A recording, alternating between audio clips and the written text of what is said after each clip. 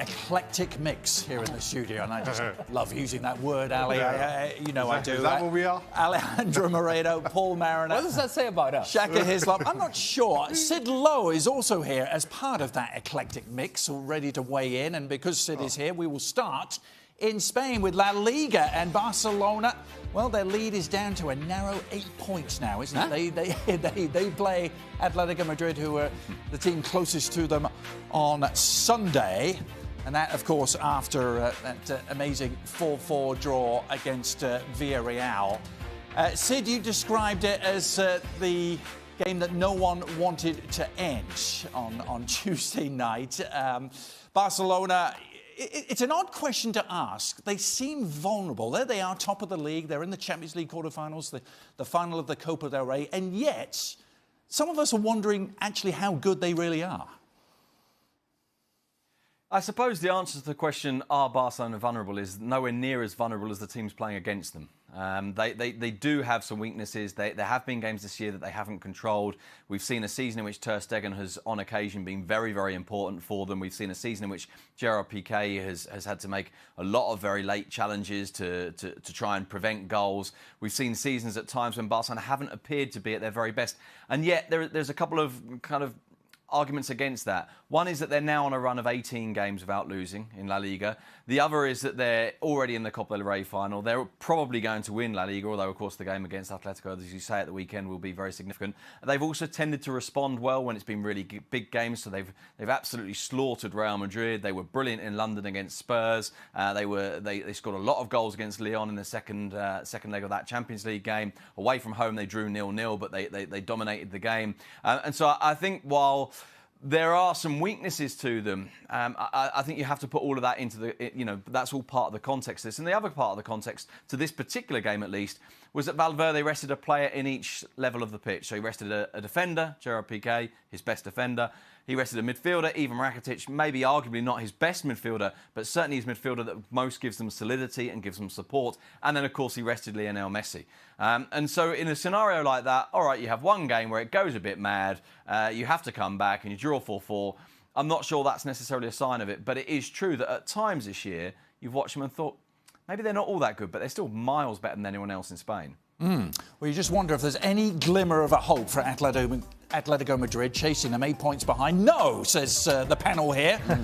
Predictions for Sunday: Barcelona 2-1, says Ali. Paul says 3-1 Barca. Shaka going Barca 2-0. Sid, Atletico have a big carrot in front of them. They can reduce the gap to 5 points should they somehow find a way to go to the Nou Camp and win. Can they? Is it conceivable? It's curious, with Atletico Madrid this year, because on a couple of occasions when they've had, as you put it, that big carrot in front of them, they've not taken it. The one that really stands out is the recent defeat against Betis away, when they had the opportunity to get right up close to Barcelona, to really put the pressure on them. And they've allowed them to kind of slip out of reach. If you look at Diego Simeone's record, he's not beaten Barcelona in a league game in his entire time as Atletico Madrid manager. They have beaten them in the Champions League, but not in the league. And I just feel like this season, it's curious because at times Atletico Madrid have looked very, very solid, but they've always looked like a team that are missing something. And this feels like a game where I think Barcelona probably won't take any risks. I think we might see something relatively similar to when the two teams met each other early in the season. And basically both of them seem to have decided, well, you know what? Let's just kind of carry on with our season after this game. Let's make sure nothing goes really wrong. Barcelona can put it out of sight, of course, if they win, and I think they will look for it. But Atletico Madrid, in theory, will really go for it. But they're just not capable of doing that. That's just not their mindset. It's not the way they're set up. So I expect it to be quite tight. I expect whoever wins to win 1-0. Then following that, the next test for Barcelona will be, of course, the Champions League quarterfinal first leg. They travel to Old Trafford for that first leg. Interesting looking at the odds for the Champions League quarterfinal, because Barcelona are clear favourites, 4-1 on. Manchester United 11-4. Sid, I'll stay with you first on this. From a United perspective, if you were looking for reasons or causes for optimism, what would they be, Sid? Well, I think with Barcelona, you're probably better off being slightly... I mean, there's two options, I think, fundamentally. One is to be very, very aggressive and play on the front foot and try and make it difficult for Barcelona to get through the pressure, and in particular to try and look for the space behind the two fullbacks. The problem with that, of course, is that if there is a team that's capable of riding out that pressure, it's Barcelona, and then the pitch opens up. Which, of course, brings you to the other option, which is to park the bus.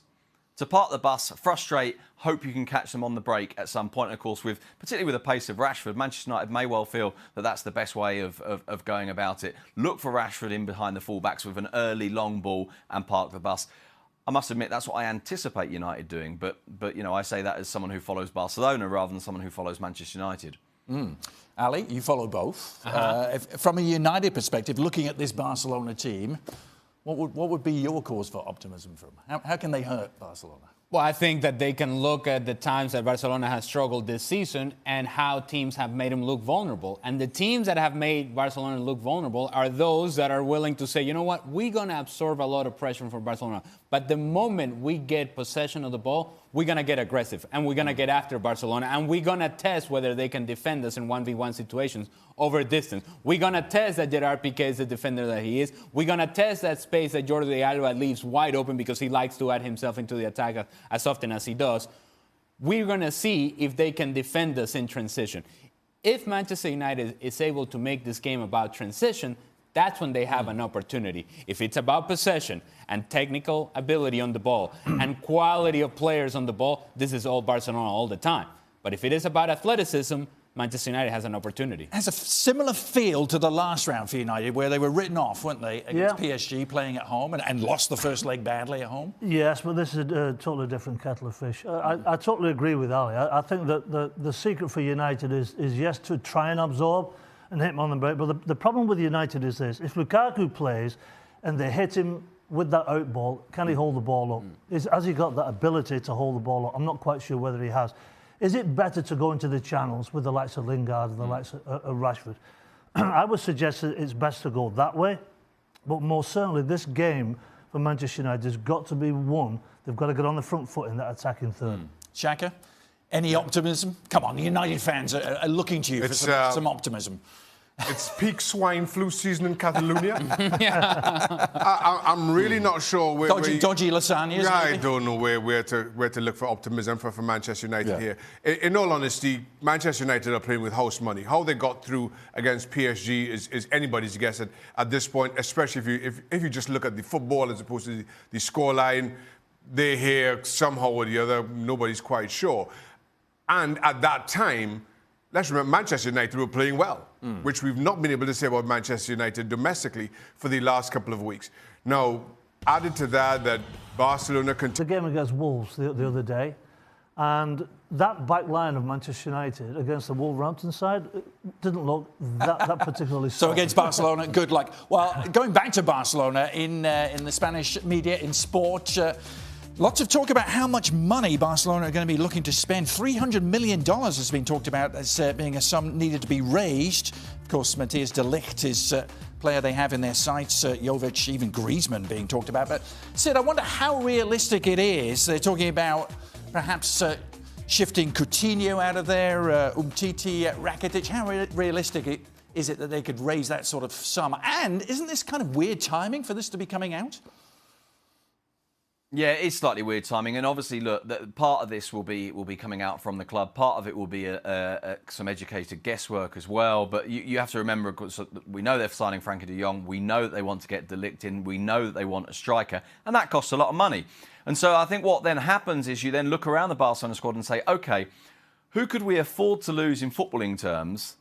Who would generate a lot of money? Now there are some people on the Barcelona board who want to give time to Coutinho. There are others who are saying, you know, let's take the money now while it's there, if indeed it is there. Rakitic is another player along those lines. Now, obviously, on the face of it, at least, you ask the Barcelona manager, there's no way he wants Rakitic sold. But, of course, the Barcelona manager, as is the case at most Spanish clubs, doesn't necessarily have the final say on these kind of things. So from a strategic point of view, with the signing Frankie de Jong, say, OK, we need to generate money from somewhere. Rakitic is a possibility. But then, you put these together and you say, OK, but this is your perfect scenario. Your perfect scenario is you get 300 million euros for all these guys. I just don't think it happens. And for what it's worth as well, it's far more difficult to get a lot of money for players when you signal to the world that you're prepared to sell them. The best way to get a lot of money for players is to say, oh, no, absolutely not for sale. Showing their hand, rather. Meanwhile, in the Real Madrid corner, Sid, the marca cover all about Gareth Bale. And you had an interesting tweet. You noticed the difference in Zinedine Zidane's responses to questions on the future of Varane, Marcelo and Gareth Bale. Very, very telling. What did it tell you, tweet? Sid, I should say, your tweet. Well, I mean, essentially what happened was that Zidane was asked 3 different questions. So it's important to make that point. These were 3 different questions. In other words, the response was to a particular player in each case rather than asked about players in the future.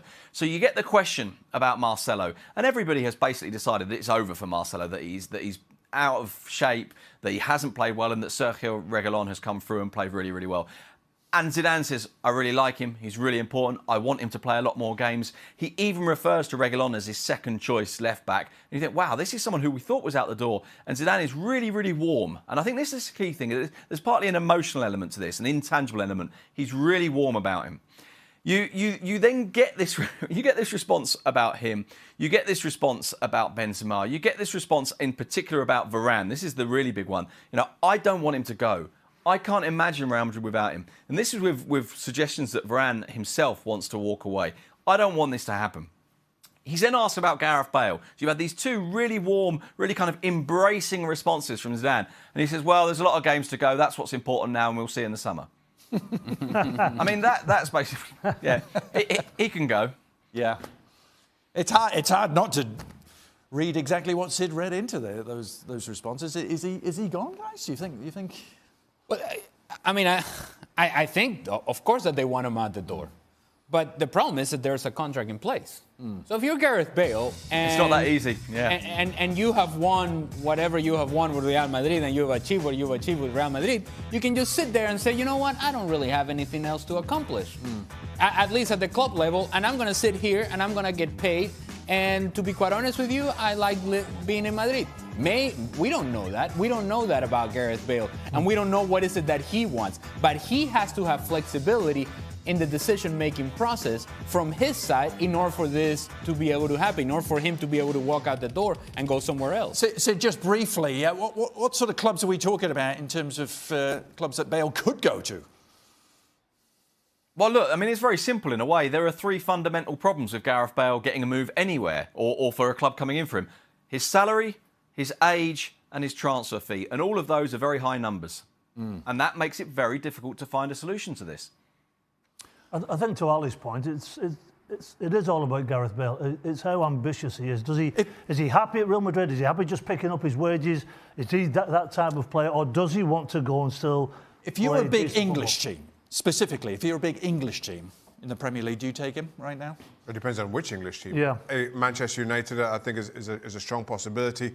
Right now, I think the best solution for Gareth Bale is for somebody to pick him up on loan, as they did with James Rodriguez and Bayern Munich, who themselves have been linked with Gareth Bale in the past. And at least that way, you get some of his wages off your books and maybe opens up a spot for somebody else. But as Sid rightly points out, I'm not sure who's paying for Gareth Bale, how much you're paying, and then how much you're going to pay in his salary. Well, let's talk specifically about United. Jadon Sancho or Gareth Bale? Who helps you more get where you want to be right now? That's a big decision for Solskjaer. I mean, look, Sancho is obviously the future. Yeah. Gareth Bale is the now, and he's 30 in July. How much football has he got left in him? There's no doubt. When he's on form and when he wants to play, Gareth Bale is a spectacular footballer. When you see him play for Wales... Would you still say spectacular? Now? Yeah, I would, because when I see him play with Wales and he's in familiar surroundings, he becomes a different character. He's sort of the leader of that team. When he's in Real Madrid, he's not that type of a lad. So I think it all depends on what Gareth wants to do. To be honest, I think it's a no-brainer. If it came down to that, I think it's a no-brainer, Jadon Sancho. Sancho over Bale, yeah? Because... Even if you're looking to win next year, immediately. Is that next year? Well, that's... Look, even if we're running next year or the year after that or the year after that, I am looking at what the project of Manchester United is going to be. And I need to make an effort into creating an identity about my team. And part of that has to be with the youth movement, and that Marcus Rashford becomes the player that you think he can be, and that Jadon Sancho becomes the player that you think he can be. What you bring in with Gareth Bale is the possibility of injuries, which are very likely, are part of the history of him as a player, and you cannot evaluate him without saying, well, we don't know what he can be when he's not fit a lot of the time. Yeah. And then on top of that, then you have to think about, okay, we have Alexis Sanchez sitting there in a very similar situation as to what Gareth Bale is now. Yeah. We don't want any of that. All right, good stuff. We will hear some more from Sid on Extra Time podcast. Gab, Mina and Paolo, of course, amongst the many topics they discussed, the big incident involving Moise Kean, which everyone has been talking about, including a lot of our pundits a little earlier in the week. Here's a little sample for you. To apportion 50% of the blame to Moise Kean just simply makes no sense whatsoever. This is the most disgusting example of victim blaming I have seen in football for quite some time. Frankly, pretty appalled by what Bonucci said. Which is pathetic. Because he came out and said it's 50-50. What absolutely ludicrous thing to say, that a young man has to temper his celebration as to what, not to incite racism from the crowd. What utter dross from Bonucci. Honestly, you couldn't make it up. Bonucci's comments, though, encapsulates exactly what is wrong with Italian football and why this issue is not going anywhere anytime soon. What was the reaction with it in Italy? Yeah, I think it was more muted in Italy than it was internationally, which in itself tells you a story. There was a lot of this sort of equivocating, a lot of this saying, oh, well, Ken could have done something differently as well. I found it, very... to me, it struck a wrong note, a lot of the coverage that I saw in Italy, and I think it was, it does give you an indication of why this is such a big problem to address, because it isn't just about people being racist inside a stadium, it's about cultural values, it's about how a whole society acts, of course, and you're addressing something like this. Newspapers not covering this the way that they should. Correct. Bonucci saying the things that he has said, not getting the support that you should be getting if you're Moise Kean, that's enabling racism. That has to stop. And we welcome the man who calls Serie A action right here on ESPN, Matteo Bonetti, to the show. Matteo, just give us your brief overview, your views on the incident first. I'm disgusted, but I'm not surprised, and that's the saddest thing. I'm not surprised that we continue to see minorities in various stadiums. This is not the first time it happened, and it won't be the last.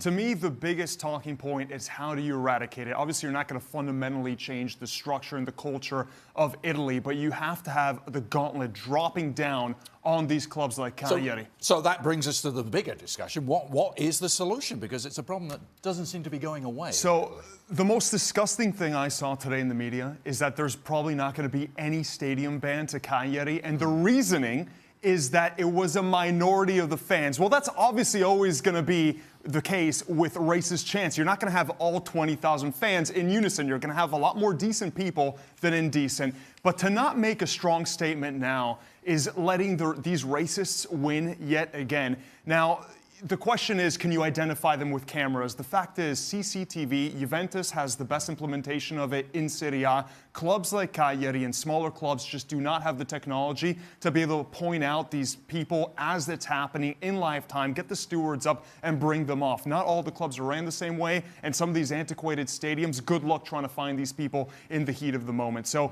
if it were me, stadium ban, I'd start docking points as well, and that's where it gets a bit tricky, but give me a better solution, because I haven't thought of one. How else can you stop this other than really just putting down the gauntlet and stopping this once and for all and doing something that we haven't seen yet? Dock the points, and let's see if these fans like it if their team goes down to Serie B because of their idiotic actions.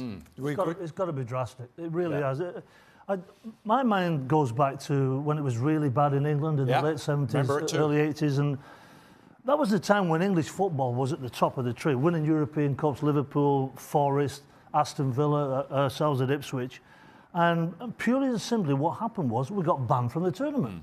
We got banned from the European Cup. And that was the driver for that was hooliganism, wasn't it? But there was racism in that as well. Of course, absolutely there was.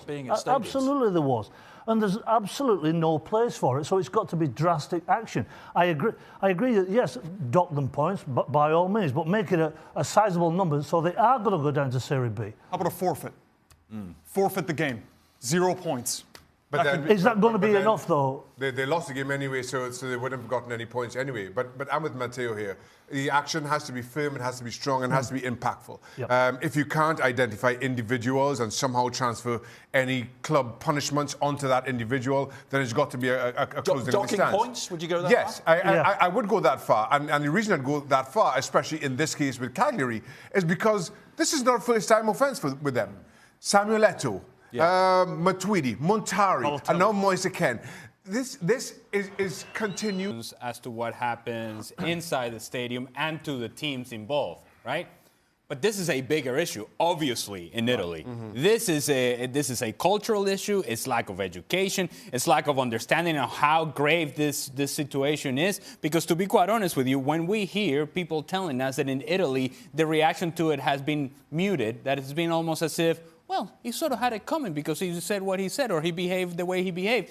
That, it's scary because those are people in newsrooms that are making those decisions in the way they're covering this particular situation. And if that's going across newsrooms, if that's going across the media, if that's the way that fans are approaching it, if that's the way that a country appreciates what just happened, then the problem is much bigger than inside the stadium in Cagliari. And that in itself is a lack of education, lack of culture, ignorance and stupidity that is just rampant. And that has to be addressed. Going to push on. Lots of other stuff to get to with an Italian flavour. Mauro Icardi, of course, is also dominating the headlines. How about a little translation, Matteo? What we got there? Meglio Icardi.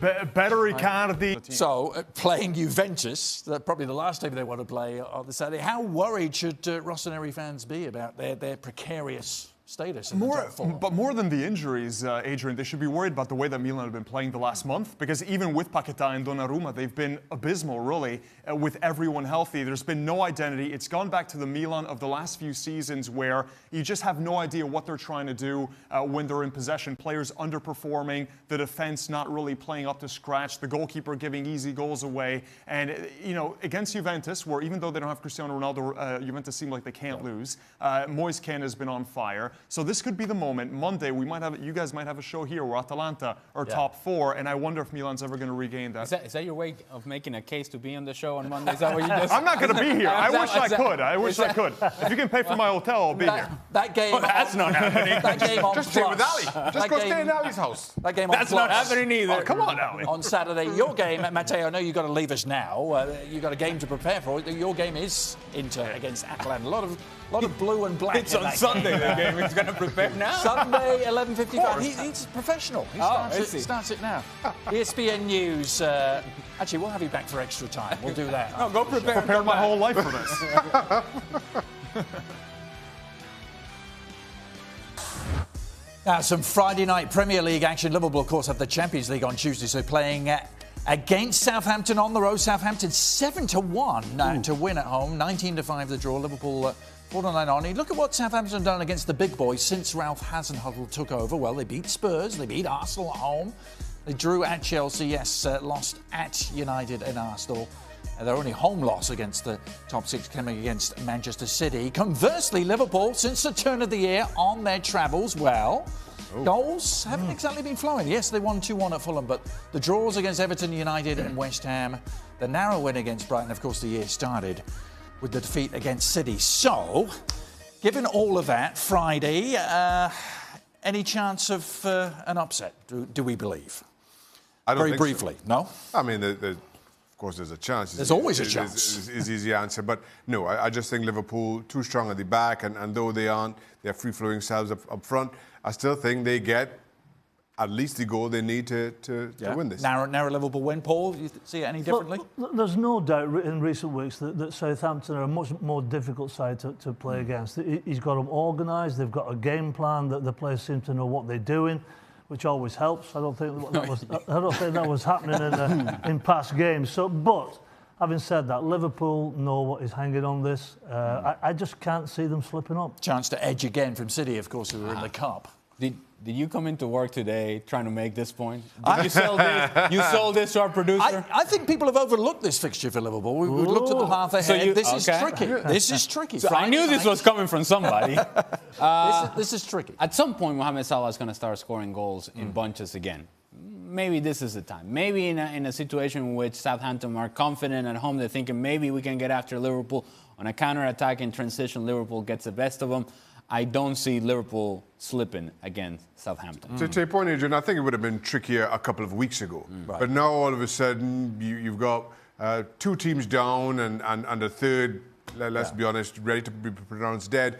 I think Southampton, given where they've been all season, can all of a sudden let out a sigh of relief. They may be putting their feet and their guard drops just a little bit. So you know what he just told you.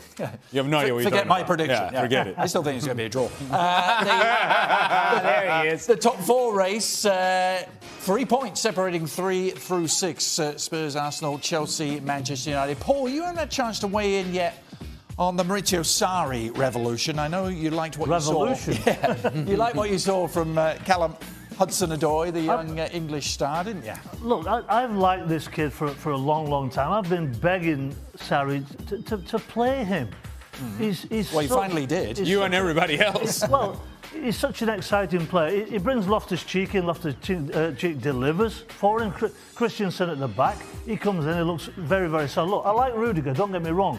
But I think Christensen is the future. I think if Sarri plays the side that mainly most Chelsea fans want to play, then he might get in the top 4. But if he doesn't, they go in that moody zone. And which of those 2 options is more likely, do you think? Yeah. I think it's the latter. So they're not going to make the top 4? Well, no, but purely and simply because of his selection. They just go into a funk when he plays. Look, I like Willian. I like Pedro. But when Giroud plays through the middle and when Hudson-Odoi is on that right-hand side, the crowd come alive, everybody comes alive. And I think they have a better chance of overhauling Arsenal. If that doesn't happen, then I just can't see it happening for Chelsea. Well, on the subject of the Gunners, Paul, they have the extra game to play. It's not an easy one, is it, at Everton? There's a lot of names to take in there, a lot of paths to look at. Does the Arsenal path suggest that it's one that will see them in the top 4? Well, again, I'm a big fan of Aubameyang and Lacazette through the middle. I think they have a huge threat, whether it's over the top or whether it's just scoring goals in the box. The question is Mesut Ozil. People who support Arsenal have been saying how well he played the other night. I didn't see it. I'm sorry. He didn't do enough for me. And when you're playing in that 10 role, you've got to be the top man. So, again, it's Unai Emery's team selection. My biggest concern, again, with Arsenal is at the back. 5 of their 7 games on the road, though, for Arsenal. Do they make the top 4? Do you think they finish there?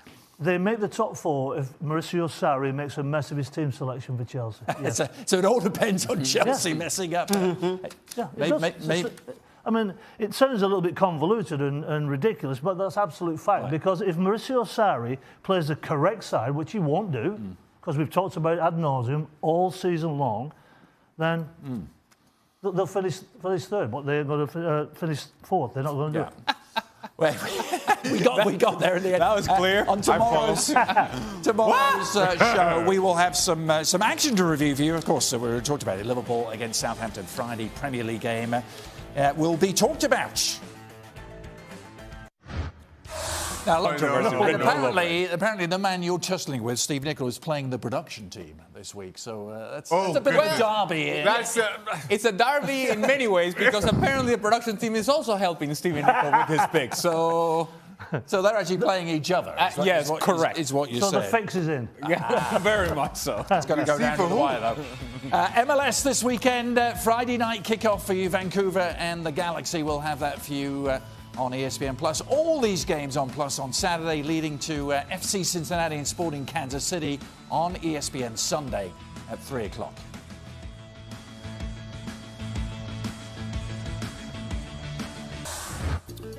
All right, one last order of business as this. It involves a walk for our man, Shaggy. He's going to take a stroll. What a walk it is. What could possibly go wrong? And what a top 10 it is this week. Walk of a finely tuned athlete, that one. What? Top of the Bundesliga, bottom of the top 10. Well, you're 10th. That's good enough. That's a lot more than a lot of other people. It's good job, Shaq. You know, I'm still in love with Shaq. Istanbul, top of Turkey. They have been there all season. Can you name 3 players? I'm loving they some are of them. not dropping Porto, tough league, that Turkey. Narrow win against Braga in the league, and then you go and draw it against them in the cup. You're down.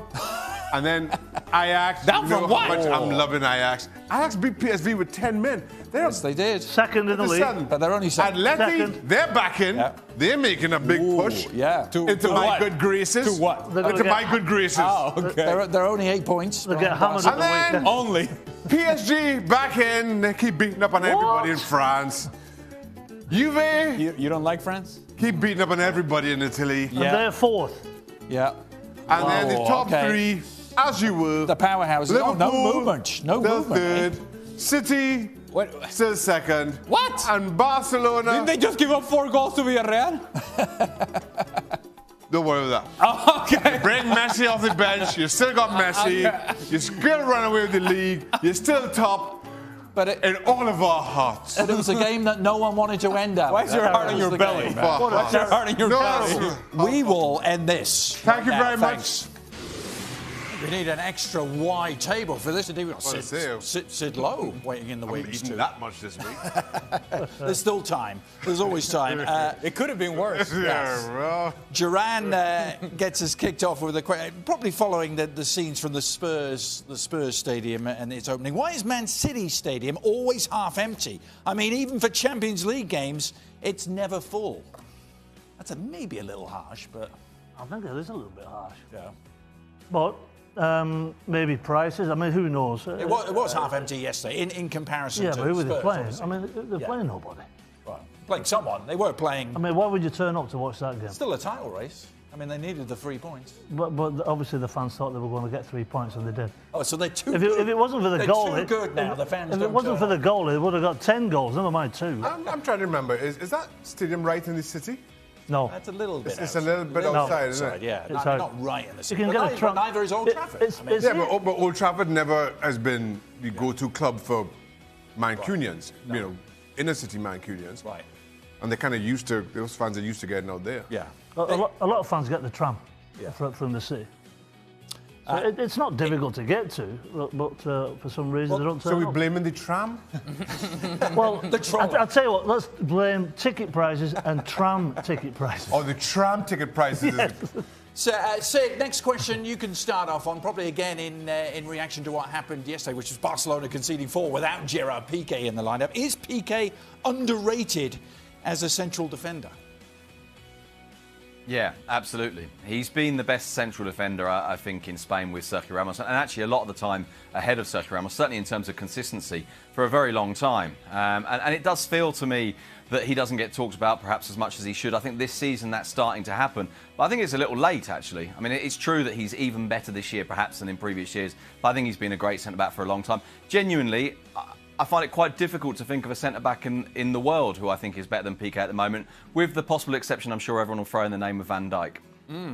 Best in the world, Matteo, for you? Well, I just wonder, if you put Piqué on Atletico Madrid and you have to play a lot deeper, would he be considered even more of a legend? Because when you're a centre-back for Barcelona and you have to play higher up the pitch, you're susceptible to creating mistakes, right, because of all the space behind you. So it also has to do with the system that they play, which puts a lot of pressure on Piqué, especially when the team breaks on the counter. Koulibaly or Piqué? Who would you take? Piqué. Yeah. Oh, he's won everything. You have to. I'd take the one with the trophies. Absolutely. But when you say put Piqué in Atletico Madrid, then maybe he's not the same sort of player that we've seen at Barcelona. Because at Atletico Madrid, you're asked to do something entirely different than what you're asked to do at Barcelona. So as much as I appreciate what you're saying, Piqué in Atletico Madrid is not Piqué in Barcelona. Piqué in Barcelona has been outstanding, and that's the sort of player that I appreciate simply because of what he gives this team. Not only is he able to defend, but he's also play out of the back, and he adds himself into the attack every so often. All those things he would not be doing at Atletico Madrid simply because of the way they play. Different question for you, Piqué or Van Dijk? Who do you take? At the moment, got to take Van Dijk. Yeah. It's just because of age. If you're going to build your team around a young central defender, Van Dijk's your guy. Xhaka, you agree? Yeah, easily. I mean, I understand what Sid is saying about Piqué, but I think at times he's desperately out of position. And that's given how Barcelona play and press high up the park, and sometimes that back four is left exposed. But I find, for my liking, too often Piqué is chasing things. And the comparison there with Sergio Ramos, that tells his own story. Sergio Ramos can't stay in a good position. He somehow has to go running around like like a nut every now and then. And so, just in terms of pure centre backs, to your question, Van Dijk, easy. Yeah. Sid, final word on this? Well, I mean, I think Shaka's right about Sergio Ramos. I think the point really isn't so much that I compare them stylistically, because stylistically they're not the same at all. It's that because, of course, Sergio Ramos has had these huge, epic, kind of heroic moments, because they've won the European Cup, because he scored big goals, particularly, of course, against Bayern Munich in the semi-finals, and then obviously the goal against Atletico in the final in Lisbon. Because of those kind of, if you like, kind of action man moments, I think he gets talked about much more than Piqué, not because he's a better defender, and not even because they're comparable defenders stylistically, but there is much more of this kind of, certainly in Spain at least, there's this assumption that just says, well, best defender in the world, well, it's Ramos, obviously. And Piqué, for too long, I think, hasn't even been in that conversation, and he should have been. He should have been in that conversation, certainly within a Spanish context, for the last 5, 6, maybe even 7 years.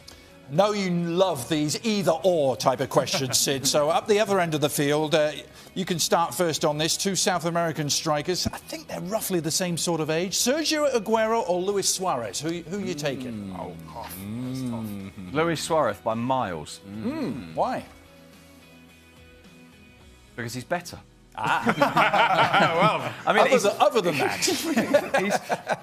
I mean, look, I really like Sergio Aguero, and he was absolute. Sergio Aguero, by the way, when he first broke through at Atletico Madrid, and he came to Atletico, I think, at the age of 18. Those first 2-3 seasons at Atletico, he was absolutely wonderful, playing almost on his own up front a lot of the time. The ball pumped long to him, making things happen almost entirely by himself. But I just think Luis Suarez has been, you know, in terms of looking for a pure number 9, Luis Suarez has probably been the best in the world, at least on and off, for the last 6, maybe 7 years. Strikers in the room, do you concur? The movement of Luis Suarez is off the ball is better than that of Sergio Aguero's. For that reason alone, I will take Luis Suarez. I also like what Luis Suarez brings not only to Barcelona, but what he brings to his national team, which Sergio Aguero has not been able to do with Argentina. Okay. I think it's impossible to separate them. When you look at what they've done from what Suarez did, but we're forcing you to separate. You can only take one. You're building a team. You're managing the rest. Aguero. I've got Aguero for the Golden Boot of the Premier League. I had him last year. For me, he's a pure goal scorer. Yeah. Yes, we can talk about the hold-up play. We can talk about the link-up play with Suarez. So what is Luis Suarez? Is he not a pure goal scorer? But he also links up very well, though, Ali. Right? And so then you're gonna put him a step down because he links up very well. Listen, if you let me finish, I was going to talk about Suarez. What he did. Talk about the tram again. What he did.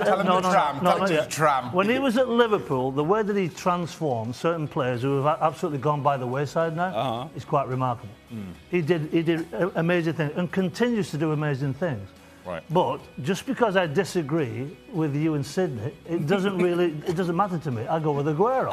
There we go. I don't know that you made a strong case. I have no idea what just happened. Well, because when I say you're going to machine gun me down, you idiot. I don't know what's going on. Moving on. I'm still trying to figure out why Manchester City only have a half-full stadium. Moving on, Shaka, you can get us started. No, let's not move on. You can get us started. Last one. What song got you ready for a big game? What song was ever played? What song? Yeah, any music in the locker room? Yeah, if there was a really big game in your career.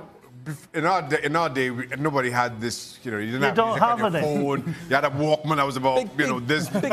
So it just didn't work. It just didn't work. Cassette tapes. Put your 8-track. You had a 8-track. Everybody Google what a Walkman is. What's a Walkman? But at West Ham, let me think. What was a Walkman? Razor, Neil Ruddock, and Ian Wright. Used to be Elvis was our go-to music. Elvis. Really? I didn't it was great. Paul, what did that Beethoven when you played? How did you get the music? That roll in a piano. Somebody had to come and roll in the piano. I'm going to hazard a guess there was some heavy metal in your past. Easiest question that we've ever had. AC/DC. Yeah. Back in Black. No Danger. The bells, get it on Spotify, whatever you do, bang it out. It's still played everywhere in every stadium. Absolutely. All extra time, that's the first definitive answer you've given. Yeah. Well, because I keep get blocked off by my fellow striker. Ali's never blocked anybody off without going over. Hey, I've told this story before, but this is towards the end of my career where, well, when the team that I played for, we were not very good. In fact, we were terrible. So they used to play... Just give us a song. That would be cheap, that's USA, by the way. Tonight's going to be a good night, and I kept thinking, as I'm sitting back in the locker room, I don't know if it's going to be a good night. For them. It's going to be a good night for them. I'll take an okay night, to be honest with you. I'll tell you what, that really gets you going, that song, doesn't it? Wow. It really was a good night, was it, with Chivas USA? Well, if you were the other team, yeah. That was a good start. That was a good start. Sergio Aguero. The tram. We will hopefully enjoy the pleasure of your company.